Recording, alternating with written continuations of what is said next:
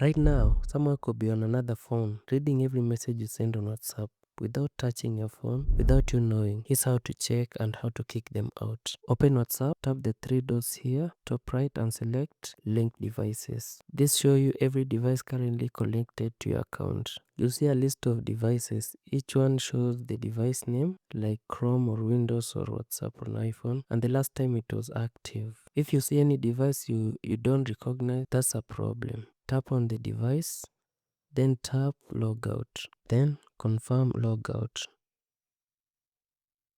The device is immediately disconnected. They lose access the moment you tap. Do this for every device you don't recognize. If you find a device you didn't link yourself, also go and change your two-step verification PIN right away. Someone had access, close every door. Go check yours right now. Three doors, link devices, and drop a comment below. What did you find? And if this helped you, subscribe. I post a new WhatsApp tip every day this week.